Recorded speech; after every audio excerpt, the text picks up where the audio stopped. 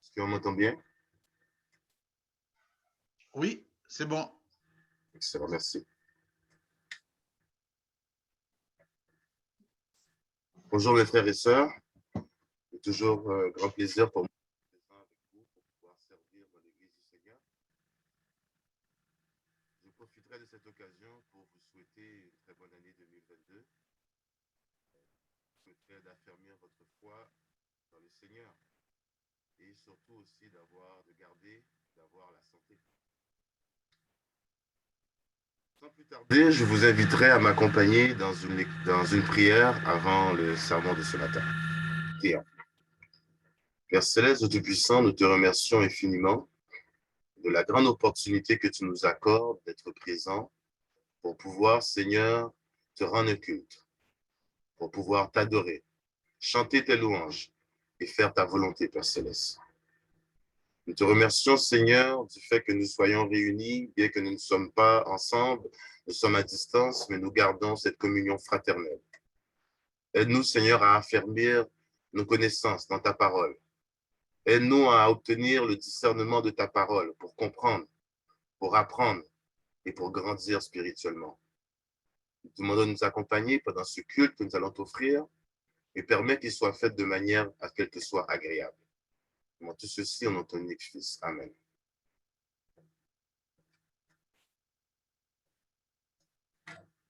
Ok. Je veux remercier le frère Barnabé pour la lecture qu'il a faite pour nous ce matin. Et je commencerai par vous dire que il y a une raison pour laquelle nous, les disciples de Jésus-Christ, nous sommes appelés des saints. Comme la lecture que nous avons vue dit, vous, mes frères, vous formez une maison spirituelle, un saint sacerdoce. Vous êtes une race élue. Vous êtes un sacerdoce royal, une nation sainte, un peuple acquis. Vous qui autrefois n'étiez pas un peuple et qui maintenant êtes le peuple de Dieu. Vous qui n'aviez pas obtenu miséricorde et qui maintenant avez obtenu miséricorde. Le message d'aujourd'hui portera sur le culte, l'adoration et la louange. Vous trouverez probablement plusieurs similitudes avec l'étude que le frère Frédéric nous a présentée ce matin. Nous verrons aujourd'hui qu'est-ce qu'ils sont, à quoi ils servent, où et comment sont-ils appliqués, et le plus important, comment ils sont applicables dans la vie du chrétien. Dans les moments où nous ne pouvons pas nous réunir ensemble, il est important d'accorder une attention particulière et minutieuse à notre adoration, et particulièrement au culte du premier jour de la semaine. Premièrement, l'adoration. L'adoration est strictement et uniquement réservée à Dieu. L'on peut aimer quelqu'un, comme par exemple sa femme ou ses enfants, mais l'adoration est pour notre Créateur seulement. Car la personne que l'on adore, on lui vaut un culte. On lui vaut un culte par notre dévotion et notre amour. L'adoration peut être faite à tout moment. C'est le fait d'adorer Dieu par des chants, des prières et des actions de grâce. L'adoration est principalement faite selon un ordre bien établi dans le culte, le premier jour de la semaine. Mais la vie du chrétien conforme est une constante adoration à Dieu par l'obéissance et l'application des principes bibliques du Nouveau Testament. La louange. La louange est principalement une acclamation de dévotion. Nous faisons l'éloge et célébrons les mérites de notre Créateur par des prières, par des chants et même des jeûnes. La louange est l'action de louanger, comme quand on louange quelqu'un. On vante ses mérites, on fait son éloge, on lui rend grâce pour ses bienfaits, on énumère les faveurs qu'il nous a faites, on lui rend honneur pour les grâces qu'il nous a accordées. On peut chanter une louange, on peut prier en signe de louange ou effectuer une action de grâce pour la gloire de Dieu en signe de louange. Il y a de multiples façons de louer et louanger l'Éternel. La louange peut être faite n'importe où. La louange peut être faite de manière individuelle, mais lorsqu'elle est faite dans le cadre du culte, elle est coordonnée et programmée. Sous l'Ancienne Alliance, les hommes devaient édiger des autels, faire des sacrifices d'animaux, offrir le meilleur de leur bétail, des bêtes, du troupeau, les premiers-nés, les animaux les plus gras. Ils devaient brûler de l'encens, certaines fois même des herbes parfumées. Au fait, ils devaient offrir à Dieu, en signe de reconnaissance, ce qu'ils possédaient de mieux. Toujours laissé au jugement de l'homme, mais sous l'œil bienveillant de Dieu, qui lui sait et voit toutes choses. En Hébreux chapitre 11, verset 4, il est écrit, « C'est par la foi qu'Abel offrit à Dieu un sacrifice plus excellent que celui de Caïn. Et c'est par elle qu'il fut déclaré juste, Dieu approuvant ses offrandes, et c'est par elle qu'il parle encore, quoique mort. » Le culte. Il est dit en Romains chapitre 12, verset 1, « Je vous exhorte donc, frères, par les compassions de Dieu, à offrir vos corps comme un sacrifice vivant, saint, agréable à Dieu, ce qui sera de votre part un culte raisonnable. » L'action de rendre un culte est synonyme de vénérer ou adorer quelqu'un ou quelque chose. Cela peut être une équipe de football, ça peut être un genre de musique, ça peut être votre amour de l'argent. Tout ce qui nous passionne au point d'occuper la première place dans notre vie est la chose ou la personne à qui ou à quoi nous rendons un culte directement ou indirectement.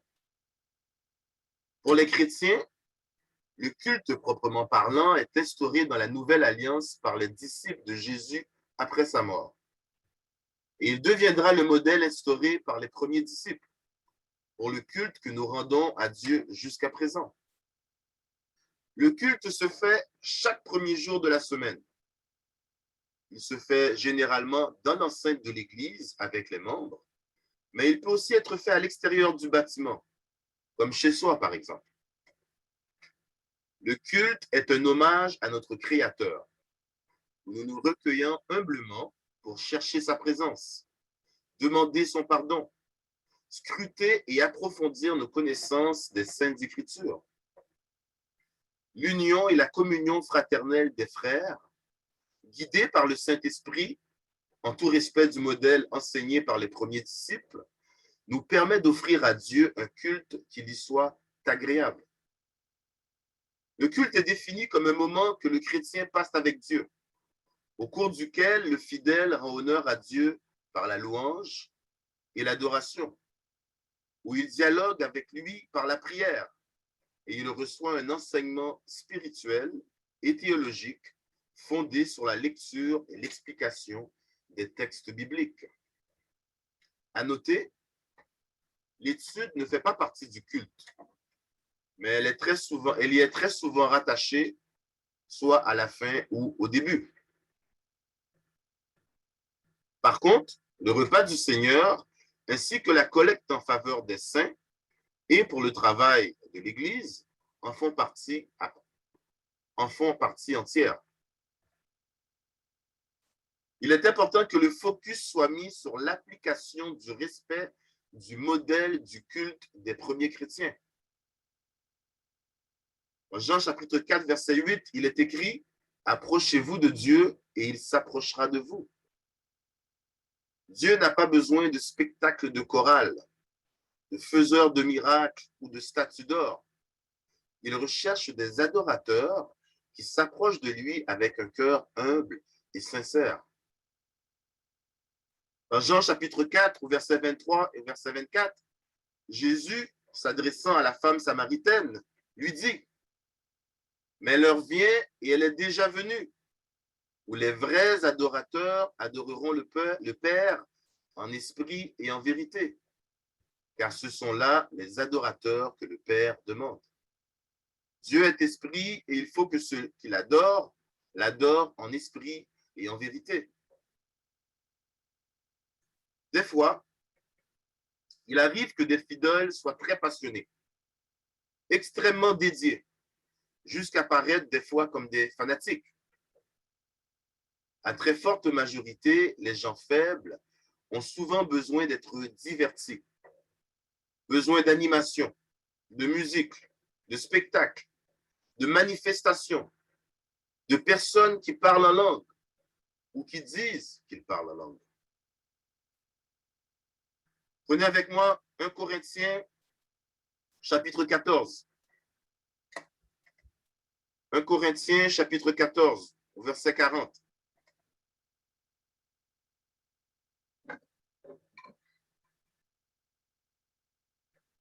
« 1 Corinthiens chapitre 14, verset 40. L'apôtre Paul, dans sa lettre aux Corinthes, dit, « Ainsi donc, frères, aspirez au don de prophétie et n'empêchez pas de parler en langue, mais que tout se fasse avec bienséance et avec ordre. » La bienséance et l'ordre. Et juste avant, au verset 26, toujours dans 1 Corinthiens chapitre 14, il dit, « Que faire donc, frères, lorsque vous vous assemblez? Les uns ou les autres parmi vous ont-ils un cantique, une instruction, une révélation, une langue, une interprétation? Que tout se fasse pour l'édification. » En résumé, l'apôtre Paul demande à ce que tout ce qui soit fait avec bienséance, ordre et pour l'édification. Les gens insécures, les gens frivoles, ceux qui sont facilement emportés par des vents de doctrine, qui se laissent séduire par de belles paroles et de vains discours, qui n'ont pas assez de bases solides, qui s'appuient sur la parole de vérité uniquement, vont toujours se laisser emporter par la dernière tendance du moment. Ils vont chercher le mouvement à la mode.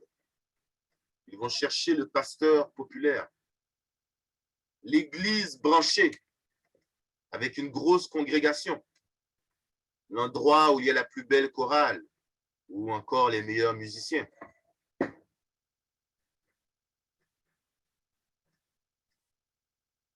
Ils vont chercher des faiseurs de miracles, non pas seulement pour guérir leurs bobos, mais très souvent pour vivifier leur foi chancelante et fébrile. Malheureusement, pour ces gens-là, leur âme n'est pas édifiée.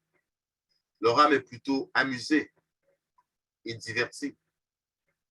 Malheureusement, pour ces gens, ils ont nourri leur esprit avec un spectacle de divertissement plutôt qu'avec la parole de vérité. Méfiez-vous de ce genre de personnes, car ils se lassent rapidement de la simplicité de l'adoration conforme du culte chrétien. Prenez avec moi Colossiens chapitre 2, au verset 23. Colossiens chapitre 2, verset 23.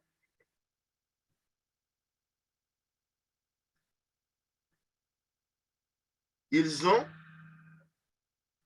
à la vérité, une apparence de sagesse, en ce qu'ils indiquent un culte volontaire, de l'humilité et le mépris du corps.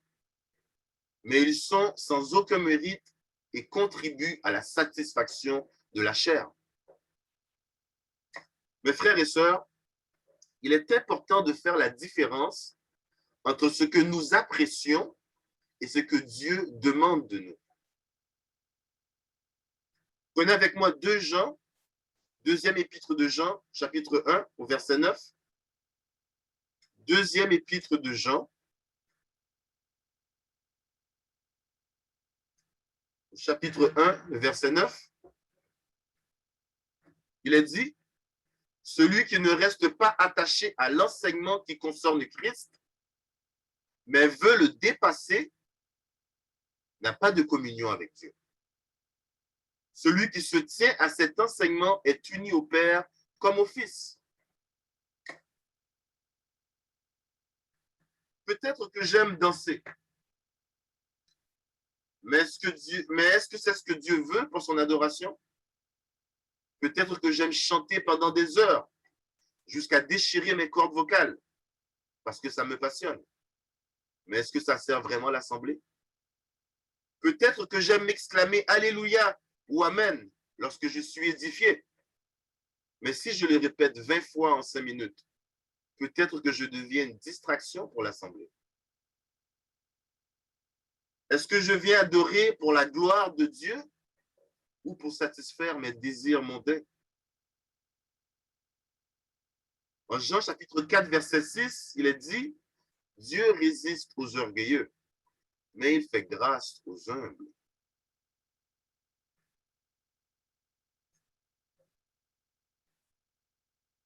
L'adoration de certains hommes et certaines dénominations, ainsi que le culte qu'ils offrent, n'ont rien à voir avec la volonté de Dieu, parce qu'ils cherchent à combler leur soif d'admiration et de popularité. Ils cherchent à s'enrichir et à contrôler les fidèles. En Matthieu chapitre 15, au verset 7 à 9, il est dit, hypocrite, Isaïe a bien prophétisé sur vous, quand il a dit, ce peuple m'honore des lèvres, mais son cœur est éloigné de moi. C'est en vain qu'il m'honore, en enseignant des préceptes qui sont des commandements d'hommes. Certaines personnes ont le sens du show business. Ils aiment donner un spectacle. Ils recherchent les regards, l'attention et les foules. Ils aiment lever les mains au ciel et crier à tue-tête en répétant les mêmes choses pour être vus des hommes, pour être vus et entendus des hommes. Personnellement, j'ai toujours trouvé ironique que certains individus répètent sans cesse une même phrase ou parole de manière incessante et sans arrêt, comme si Dieu avait des problèmes d'audition et ne les avait pas entendus les 2 ou 3 premières fois.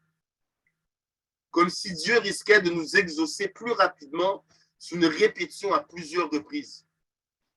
Comme si Dieu n'écoutait pas attentivement notre prière.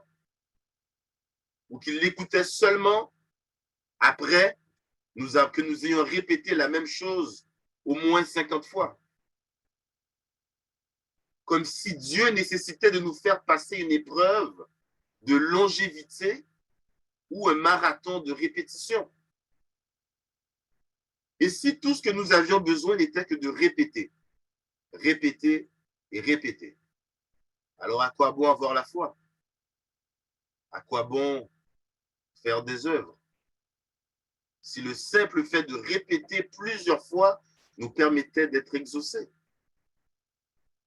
Je pense que d'imaginer que Dieu soit si peu exigeant envers nous est une forme d'insulte à sa personne et son intelligence. Il est hautain et grossier de vouloir seulement essayer de mesurer l'intelligence du Créateur du ciel, de la terre et de tout ce qui s'y trouve. Dieu connaît vos besoins avant même que nous lui demandions. Mais il est nécessaire de lui demander humblement et avec foi tout ce dont nous avons besoin. En Matthieu chapitre 6, versets 7 et 8, il est dit, en priant, ne multipliez pas de vaines paroles, comme les païens qui s'imaginent qu'à force de paroles, ils seront exaucés. Ne leur ressemblez pas, car votre Père sait de quoi vous avez besoin avant que vous le lui demandiez. Et si tu as besoin de frapper ta poitrine fort lorsque tu pries, ou de crier, fais-le dans le secret, dans ta chambre.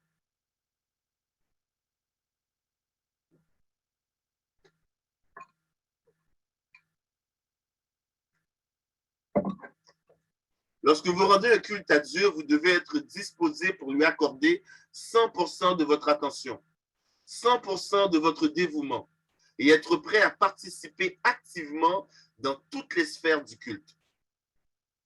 Que ce soit l'étude, les chants, la prière ou même le repas du Seigneur. Le sérieux que vous mettez pour arriver à l'heure, être attentif, disposé à servir et à être impliqué est le reflet de votre disposition de cœur pour l'adoration et le travail quotidien pour Dieu. Le respect de chaque petit détail est important.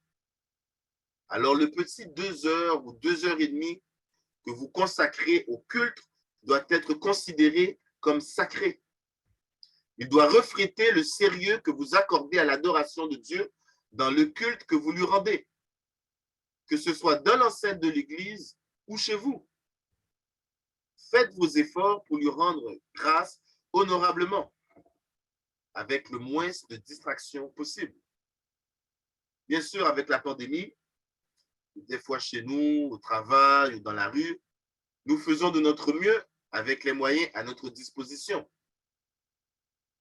L'essentiel est l'effort et le sérieux déployé pour plaire à Dieu selon le modèle conforme au culte du Nouveau Testament. Peut-être direz-vous, mais je ne participe pas au programme dans le culte. Ou peut-être que je suis une femme et je ne suis pas active pendant le culte. Sachez que votre participation est une écoute active. Le fait de suivre la lecture, le fait de bien écouter, le fait d'être présent et actif, de chanter et de rendre gloire. Voici ce qui fait une bonne adoration, ou une adoration où vous êtes impliqué. Prenez avec moi Romains chapitre 11, verset 36. Romains chapitre 11, le verset 36.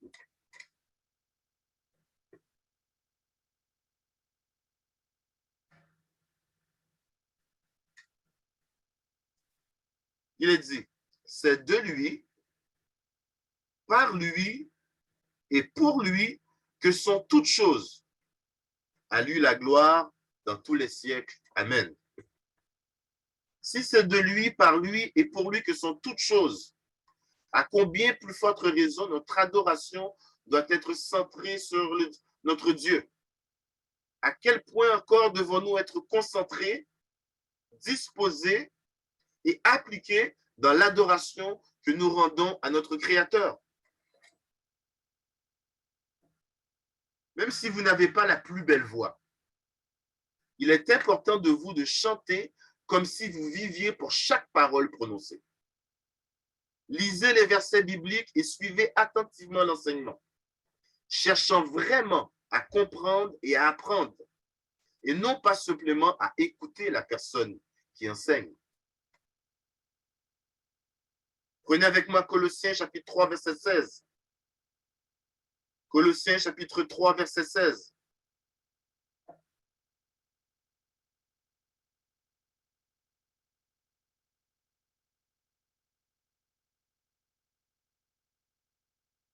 Alors, Colossiens chapitre 3, verset 16. Que la parole de Christ habite en vous dans toute sa richesse. Instruisez-vous et avertissez-vous les uns les autres en toute sagesse par des psaumes, par des hymnes, par des cantiques spirituels. Chantez pour le Seigneur de tout votre cœur, sous l'inspiration de la grâce.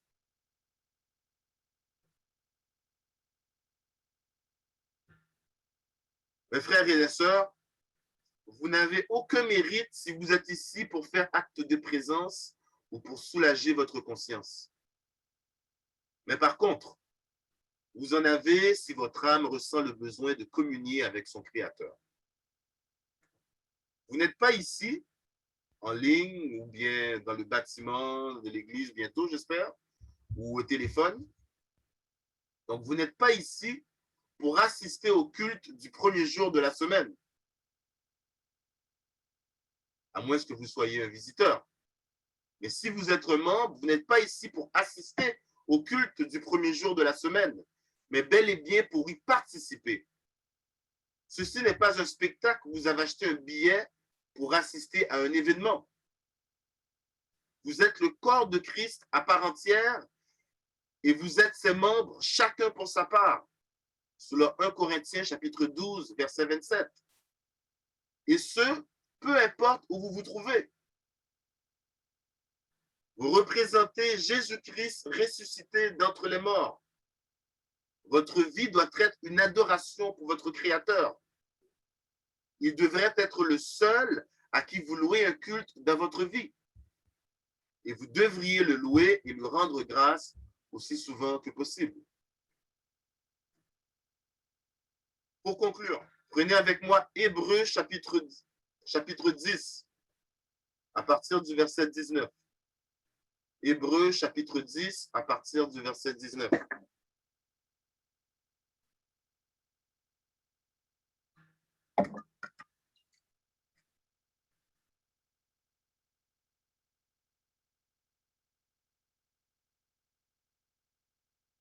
Hébreux chapitre 10, verset 19 à verset 25. Ainsi donc, frères, puisque nous avons, au moyen du sang de Jésus, une libre entrée dans le sanctuaire, par la route nouvelle et vivante qu'il a inaugurée pour nous au travers du voile, c'est-à-dire de sa chair. Et puisque nous avons un souverain sacrificateur établi sur la maison de Dieu, approchons-nous avec un cœur sincère, dans la plénitude de la foi, les cœurs purifiés d'une mauvaise conscience et le corps lavé d'une eau pure. Retenons fermement la profession de notre espérance, car celui qui a fait la promesse est fidèle. Veillons les uns sur les autres pour nous exciter à la charité et aux bonnes œuvres. N'abandonnons pas notre assemblée, comme c'est la coutume de quelques-uns, mais exhortons-nous réciproquement, et cela d'autant plus que vous voyez s'approcher le jour. En résumé, je vous encourage à ne pas négliger votre adoration, qu'elle soit seule ou en groupe. Votre adoration, vos louanges et le culte auquel vous participez est orienté vers Dieu. Alors mettez-y du sérieux à chaque fois que vous y êtes donné. Et pour terminer, je reprendrai un des versets principaux de mon message en Romains chapitre 12, verset 1. Je vous exhorte donc, frères, par les compassions de Dieu, à offrir vos corps comme un sacrifice vivant, saint, agréable à Dieu, ce qui sera de votre part un culte raisonnable.